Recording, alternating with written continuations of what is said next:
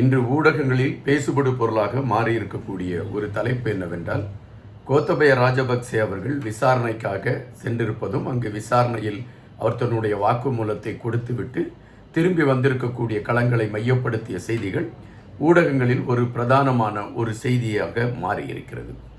எதற்காக கோத்தபய ராஜபக்சே விசாரணைக்காக அழைக்கப்பட்டார்? அந்த விசாரணையில் அவரிடம் என்ன கேள்விகள் கேட்கப்பட்டன? அதற்கான பதில்களை கோத்தபய ராஜபக்சே எடுத்து வைத்தாரா? அவர் மீது குற்றப்பத்திரிகை தாக்கல் செய்வதற்கான களங்கள் இருக்கிறதா? இவைகள் சார்ந்த பல விடயங்களை குறித்து தான் இந்த காணொலியில் பேச வேண்டிய ஒரு சூழல் இருக்கிறது. எனவே எனக்கு தெரியும், எங்களுடைய வலையொலியை நீங்கள் பகிர்ந்து அளித்து கொண்டிருக்கின்றீர்கள், ஆதரவை தொடர்ச்சியாக கொடுத்து கொண்டிருக்கின்றீர்கள். நன்றி. முதலில் கோத்தபய ராஜபக்சே எதற்காக விசாரணைக்கு அழைக்கப்பட்டார்? அந்த விசாரணை களத்தில் அவர் 2.5 மணி நேரத்திற்கு மேற்பட்ட நேரத்திற்குள் அவருக்கு விசாரணை நடைபெற்றிருக்கிறது என்று சொல்கின்றார்கள். அந்த விசாரணையில் அவரிடம் என்னென்ன கேள்விகள் கேட்கப்பட்டது என்கின்ற பல விடயங்கள் இன்று பேசுபடு பொருளாக மாறியிருக்கின்றன. ராஜபக்சே அவர்கள் ஆட்சிபீடத்தில், அது கோத்தபய ராஜபக்சே, மகிந்த ராஜபக்சே அவர்கள் இருவருமே ஆட்சிபீடத்தில் இருந்த அந்த சூழலில் சட்டத்தையும் தங்களுக்கு சார்ந்தவர்களுக்கு அனுகூலமாக நிதி சார்ந்த விடயங்களில் அவர்களுடைய செயல்பாடுகள் இருந்தது என்பது பரவலாக அப்பொழுதிருந்தே எழும்பப்படுகின்ற ஒரு குற்றச்சாட்டாகவே இருந்தது. அந்த குற்றச்சாட்டிற்கான விசாரணைகள் பல கோணங்களில் எடுக்கப்பட்டு கொண்டிருந்தன. இதற்கு முன்பு மகிந்த ராஜபக்சேவுடைய மனைவி சிராந்தி ராஜபக்சேவுடைய வங்கி கணக்கில் 44 லட்சம் பணம் எப்படி அவருடைய வங்கி கணக்கில் வந்தது என்பதை மையப்படுத்தி ஒரு விசாரணை களம் எடுக்கப்பட்டது. சிராந்தி அவர்களுடைய வங்கி கணக்கில் 88 லட்சம் ரூபாய் பரிவர்த்தனமானதாகவும் அதில் 44 லட்சம் ரூபாய் அவருடைய வங்கி கணக்கில் இருப்பாக இருக்கிறது என்பதை மையப்படுத்தி அப்பொழுது அந்த விசாரணை நடைபெற்றது. அந்த விசாரணையின் பொழுது சிராந்தி ராஜபக்சே கைது செய்யப்படுவதற்கான வாய்ப்புகள் இருக்கிறதா என்பதை குறித்தெல்லாம் அப்பொழுது செய்திகள் பேசப்பட்டது உண்டு. ஆனால் விசாரணை முடிவிட்டு சிராந்தி ராஜபக்சே அவர்கள் விடுவிக்கப்பட்டார். சிராந்தி ராஜபக்சே மீது குற்றப்பத்திரிகை தாக்கல் செய்வதற்கான முகாந்தாரங்கள் இருக்கிறது என்ற செய்திகள் அப்பொழுது பரவலாக பேசப்பட்டது. அதன் பின்பு கோத்தபய ராஜபக்சே மீது விசாரணை.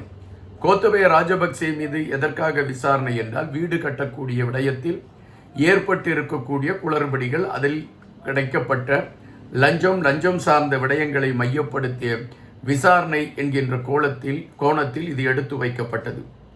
கோத்தபய ராஜபக்சே விசாரணைக்கு அழைக்கப்படுகிறார் என்கின்ற பொழுது இலங்கை அரசியல் களத்தில் முணுமுணுப்புகளும் எதிர்ப்புகளும் பதிவாயின. திட்டமிட்டு மொட்டு கட்சியை சார்ந்த தலைவர்கள் மீது ஒரு பழி சுமத்தப்பட வேண்டும் என்கின்ற நிலைப்பாட்டில் இதுபோன்ற ஒரு செயல்பாடுகள் இந்த ஆட்சியாளர்களால் எடுக்கப்படுகிறது என்கின்ற ஒரு செய்தி பரவலாக பேசப்பட்டது. அதுபோல இன்னொரு செய்தியும் எடுத்து வைக்கப்பட்டது. முன்புதான் கோத்தபய ராஜபக்சே அரசியல் சார்ந்த நிகழ்வுகளில் கலந்து கொண்டிருந்தார். தற்பொழுது அவர் அரசியல் சார்ந்த எந்த நிகழ்வுகளிலும் கலந்து கொள்வதில்லை.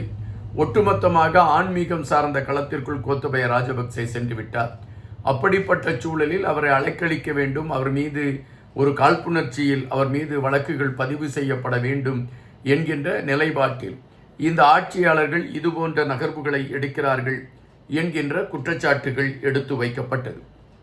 அதுபோல கோத்தபய ராஜபக்சேவுக்கு முதலில் குற்ற புலனாய்வுத்துறையின் சார்பில் அனுப்பப்பட்டிருந்த அந்த விசாரணைக்கான காலமும் நேரமும் வேறொரு தேதியாக இருந்தது. ஆனால் கோத்தபய ராஜபக்சே ஒரு குறிப்பிட்ட நாளை மாற்றி கேட்டதின் அடிப்படையில் இன்று கோத்தபய ராஜபக்சே இந்த விசாரணைக்கு ஆஜராக வேண்டும் என்கின்ற நிலைப்பாட்டில் இன்று அது ஒரு பரபரப்பான எதிர்பார்ப்பை அது கொடுத்திருந்தது. இலங்கை அரசியல் களத்தில் கோத்தபய ராஜபக்சேக்கு நடத்தப்படுகின்ற விசாரணை எந்த கோணத்தில் போகும் என்கின்ற ஒரு எதிர்பார்ப்பு இருந்தது. இந்த குற்ற புலனாய்வுத்துறையை பொறுத்தமட்டில் அவர்கள் சந்தேகத்தின் அடிப்படையில் சுமார் 67 கேள்விகள் அவர்கள் தொகுத்து வைத்திருந்தார்கள் என்கின்றது சில ஊடகங்கள். ஆனால் சில ஊடகங்கள் இல்லை, 42 கேள்விகளுக்குள் தான் தொகுத்து வைக்கப்பட்டிருந்தது என்கின்ற செய்திகள் எடுத்து வைக்கிறார்கள். ஆனால் இந்த கேள்விகளுக்கு கோத்தபய ராஜபக்சே தெளிவான பதிலை எடுத்து வைத்தாரா என்கின்ற பொழுது அந்த குற்ற புலனாய்வுத்துறை எதிர்பார்ப்புக்கு இணங்க கோத்தபய ராஜபக்சே தனக்கு தெரிந்த அனைத்து விடயங்களையும் அந்த விசாரணையில் எடுத்து வைத்தார் என்பதாகத்தான் அந்த விசாரணை முடிந்து அதன் பின்பு வரக்கூடிய செய்திகள் நமக்கு சொல்லுகின்றன. அப்படி என்றால் கோத்தபய ராஜபக்சே மீது குற்றப்புலனாய்வுத்துறையின் சார்பில் குற்றப்பத்திரிகை தாக்கல் செய்வதற்கான களங்கள் அமைந்திருக்கிறதா என்கின்ற கேள்வியும் எழும்பாமல் இல்லை. நாம் அங்கு விசாரித்த வகையில் வீடு கட்டிய விடயத்தில் தனக்கு தெரிந்தவர்களுக்கு அந்த வீடு அபிவிருத்தி திட்டத்தின் அடிப்படையில் வழங்கப்பட்ட வீடுகளில் தனக்கு தெரிந்தவர்களுக்கு கோத்தபய ராஜபக்சே சலுகை மூலம் அவர்களுக்கு வழங்கியிருக்கிறார் என்பதை மையப்படுத்தி தான் இந்த வழக்கு அவர் மீது, அதாவது விசாரணை அவர் மீது எடுக்கப்படுகிறது என்ற செய்திகள் அங்கிருந்து வருகின்றன. ஆனால் இதற்கு கோத்தபய ராஜபக்சே மிக தெளிவாக விளக்கங்களை எடுத்து வைத்தார் என்கின்ற செய்தியும் வருகின்றது. அவர் கேட்ட கேள்விகளுக்கெல்லாம் தெளிவாக எடுத்து வைத்தார் என்றும், இந்த வீடு சலுகை முறையில் கொடுக்கப்பட்டதா என்கின்ற அடிப்படையில் கேட்கப்பட்ட கேள்விக்கு சட்டத்தின் அடிப்படையில் அதில் சொல்லப்பட்டிருக்கக்கூடிய சாராம்சங்களின் அடிப்படையில் தான் இந்த அனைத்து ஒதுக்கீடுகளும் செய்யப்பட்டது, இதில் எந்தவிதமான சட்டமீறல்களும் நடைபெறவில்லை என்று கோத்தபயா மிக அழுத்தமாக பதிவிட்டிருக்கிறார் என்கின்ற ஒரு செய்தி வருகின்றன. ஆனால் கோத்தபயாவுடைய வாக்குமூலத்தை பெற்றுக்கொண்டிருக்கக்கூடிய குற்ற புலனாய்வுத்துறை இந்த வழக்கை அல்லது இந்த விசாரணையை எந்த கோணத்தில் கொண்டு செல்லும் என்கின்ற விடையும் பெருங்கேள்வியாக இருக்கின்றது.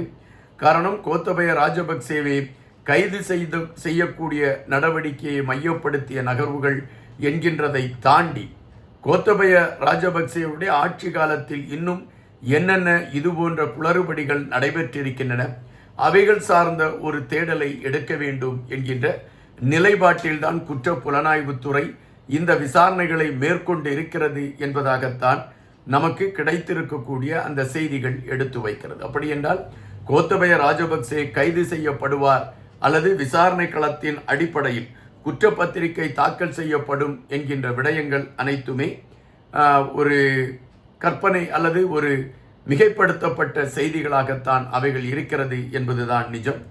இது ஒட்டுமொத்தமாக கோத்தபய ராஜபக்சேயிடம் நடைபெற்ற ஒரு விசாரணையாக மட்டும்தான் பார்க்க முடிகின்றது. இந்த விசாரணையில் கோத்தபய ராஜபக்சே மிக தெளிவாகவே குற்ற புலனாய்வுத்துறைக்கு அவர் ஒத்துழைப்பு கொடுத்தார் என்பதும், தன் மீது எந்த தவறும் இல்லை என்பதை அவர் தெளிவுபடுத்துவதற்கான அந்த ஆதாரங்களோடு தன்னுடைய கருத்துக்களை பதிவிட்டார் என்கின்ற செய்திகளும் தான் வருகின்றன. ஆனால் இன்று ஊடகங்கள் இதற்கு ஒரு முனைப்பு கொடுக்கிறது, ஒரு பிரதானமான ஒரு செய்தியாக இதை பார்க்கிறது என்றால், முன்னாள் ஜனாதிபதியாக கோத்தபய ராஜபக்சே இருந்த காலகட்டங்களில் நாட்டில் நடந்த பல குளறுபடிகளுக்கு அந்த ராஜபக்சே சகோதரர்கள் தான் முதன்மையான காரணமாக இருந்திருக்கிறார்கள். எனவே இப்பொழுது விசாரணை என்கின்ற பொழுது அந்த காலகட்டத்தில் அவர்கள் செய்த பிழைகளை விசாரிக்கக்கூடிய களத்தை இந்த சூழலில் அரசு எடுத்திருக்கிறதா என்கின்ற எதிர்பார்ப்பு தான் பரவலாக எல்லோர் மத்தியிலுமே எழும்பியிருக்கிறது. ஆனால் இப்பொழுது அதற்கான ஒரு சூழலை நோக்கி நகர்ந்திருக்கிறதா இந்த விசாரணை என்பது மிகப்பெரிய கேள்வியாகவே இருக்கிறது. நன்றியுடன் இன்பா.